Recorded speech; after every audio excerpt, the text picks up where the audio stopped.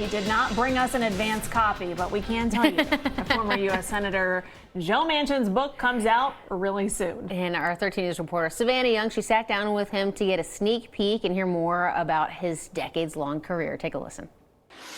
Sat down with former U.S. Senator Joe Manchin to talk about his upcoming book, Dead Center, in Defense of Common Sense, that gives a behind-the-scenes look at his choices that shaped his career and the nation, that he says were deeply rooted in his hometown values from Farmington, West Virginia.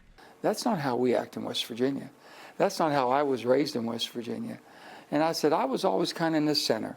Center left, center right, depending on the issue, but never extreme, because you don't run your life from the extremes. Throughout the book, he takes readers through his life, career, and how his values played out in D.C. Who would have ever thought that you'd be in a position to where history would be made, basically having a 50-50 Senate, the 117th Congress, with one senator's vote could change the agenda from the President of the United States and everybody else included.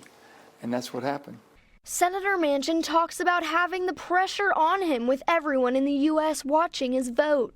So they're always watching, and being a swing vote makes a big difference. Well, I was always who I was. I never changed. And I says, you are who you are by where you were raised, how you were raised, and who raised you.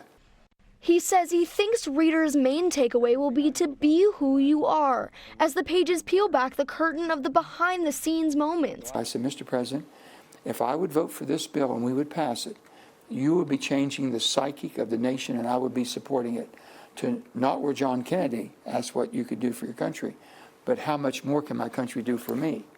I said, sir, wasn't raised that way, don't believe that way, and I didn't live my life that way, and I cannot support this. Senator Manchin says he started writing the book after the 117th Congress, wanting it to sound like him and how he talks. First working with multiple writers, but then spending months writing it with his daughter, Heather Manchin, who he says captured his voice.